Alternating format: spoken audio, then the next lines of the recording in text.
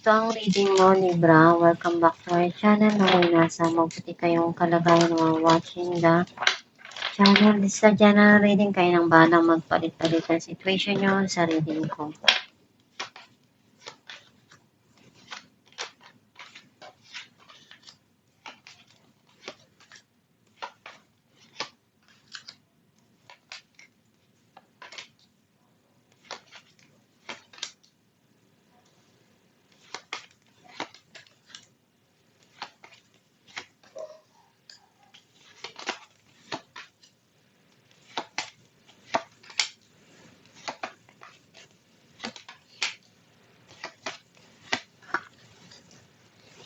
At the bottom of the deck, Strength. I feel like ang nasa-sense ko na energy mo, nakikita ko na mas matatag ka na ngayon at matapang doon sa mga dumarating na pagsubok sa buhay mo.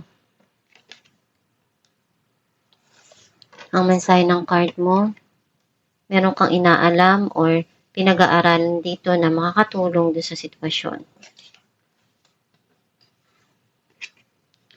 Umaasa ka na one day, kung ano yung mga gusto mo at pangarap mo sa buhay, ma-achieve mo din yun.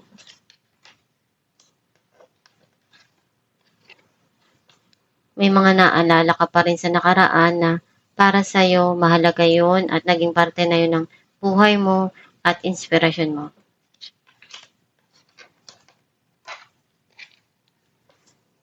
Meron ditong conflict or struggle na nangyayari doon sa situation.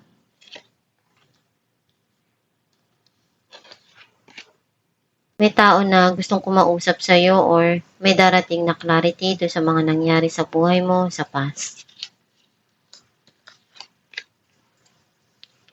May darating dito na success and victory, some of you celebration.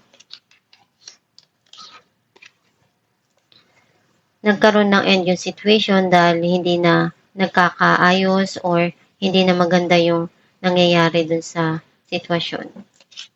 And meron ditong darating na new beginning. Nagkakaroon dito ng pagsisisi dahil meron kang tinanggihan or may darating na offer. Andun yung passion at para sa'yo, gagawin mo kung ano yung kaya mo para ma-achieve mo yung goal mo.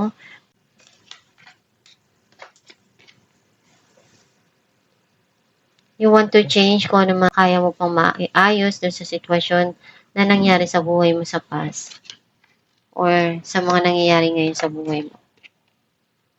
Nararamdaman mong konektado ka pa rin dun sa nakaraan mo or andun yung obsession and addiction na hindi mo may alis sa sarili mo dahil isa yun sa nagpapasaya para sa'yo. Nagkaroon na ng end of cycle, yung mga nangyari sa past, at ngayon may papasok na new cycle, which is andun yung peace of mind. Clarify natin Page of Swords. Eight of Swords and Four of Pentacles. You're still holding back dun sa mga nangyari sa past or sa past person mo. And hindi mo pa rin makalimutan yun, kaya tinatry mong ialis yung sarili mo dun sa isang trap na sitwasyon or may mga bagay na pabalik-balik sa isipan mo. And you want to remove some people sa buhay mo na alam mo naman na hindi na nakakatulong dun sa sitwasyon mo ngayon. Clarify natin ang the Star. Eight of Cups and Ace of Pentacles. You want to move on and forget what happened na hindi maganda sa nakaraan. Ngayon, mas gusto mong umpisahan or gawin ko ano yung makaya mo sa mga dumarating sa buhay mo. And binamanifest mo na makatanggap ng blessing or may darating ditong blessing para sa iyo. Clarify natin ang the Hermit. The Tower and Knight of Wands. May tao na pabalik-balik sa buhay mo na nagkaroon ng ending dun sa sitwasyon, sa past na yun.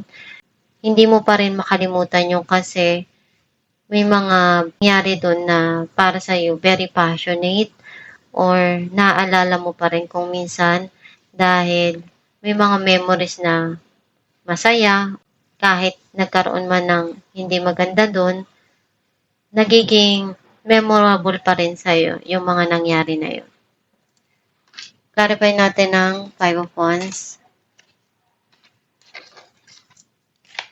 the Emperor, and Ace of Swords. Meron bagong idea dito na papasok sa isipan mo na makatulong kung ano yung dapat mong gawin dun sa sitwasyon na feeling mo nag-struggle ka. Clarify natin ang Knight of Swords, Seven of Cups, and Knight of Cups. Gusto niyang sabihin kung ano yung nararamdaman niya, pero pinag-iisipan niyang mabuti kasi naguguluhan pa siya. Clarify natin ang Six of Wands, the World, and Five of Wands. May minamanifest ka dito na gusto mong mabago, especially dun sa mga feeling mo merong sitwasyon na magulo, gusto mong ayusin yun at malagpasan yung mga pagsubok na pinagdadaanan mo dun. Clarify natin ang the Tower,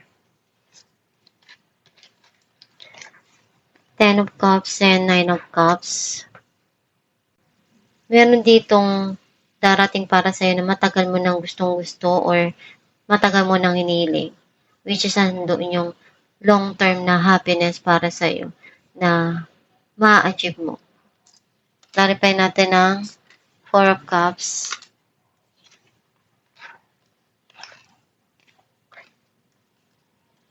the Fool, and Temperance. May bago kang journey dito na tatahakin. Kailangan mong balansehin yung mga dumarating sa buhay mo at pag-isipan mo kung ano yung mga desisyon na gagawin mo para hindi ka magsisi sa huli. Clarify natin ang Knight of Wands, Four of Swords, and the Tower. Gusto mo munang bigyan ng time yung sarili mo to think kasi napagod ka doon sa mga nangyari sa nakaraan. And gusto mo rin na makapagpahinga. Clarify natin ang Five of Swords, Temperance, and Death. May mga bagay na darating ngayon sa buhay mo na pagbabago na matagal mo nang gusto na makuha. And kailangan mong habaan yung pasensya mo kasi may mga bagay ngayon na pinagdadaanan ka at malalagpasan mo din yan. Unti-unti rin na may bibigay sa'yo kung ano yung mga gusto mong mangyari sa buhay mo. Clarify natin ang the Devil, Four of Wands, and the Devil. May mga pinagdaanan ka sa buhay na alam mong nandun yung hirap at kaguluhan. Pero mas iniisip mo ngayon na ayusin yung relasyon mo sa pamilya at sa mga mahal mo sa buhay. Dahil iyon yung pinakamahalaga sa buhay mo ngayon. Clarify natin ang Wheel of Fortune, Nine of Wands, and Eight of Wands. Andun yung may marireceive ka na mensahe dito through chat or email or text. Some of you, may opportunity na darating sa buhay mo at gagawin mo lahat ng kaya mo para ma-achieve mo yung goal mo. And alam mo na once in a lifetime lang yung isang bagay na binibigay sa'yo. And hindi mo susukuan yun. Alamin natin kung ano mensahe para sa'yo. I believe I'm worthy of feeling good. Ang mensahe para sa'yo na alam mo sa sarili mo na lahat ng bagay na dumarating sa buhay mo may rason yan. Basta magtiwala ka sa kakayahan mo at gawin mo palagi yung makakaya mo para malagpasan mo yung mga pagsubok na pinagdadaanan mo. Nandyan lang ang Diyos sa para gabayan ka at magdasal ka lang palagi. And ibigay mo yung best mo at huwag kang susuko at magpapatalo. Basta manalig ka na malalagpasan mo lahat at makukuha mo rin yung tagumpay na gusto mo. At ito yung reading Libra. Kung nakaresonate ka, kindly comment down below. Thank you for watching. Guys, meron po tayong binibenta na Aram Herbal Oil na makakatulong sa sumasakit na ugat o kumakati na varicose vein sa kamay man o sa paa. Ipahid sa gabi bago matulog at i-massage.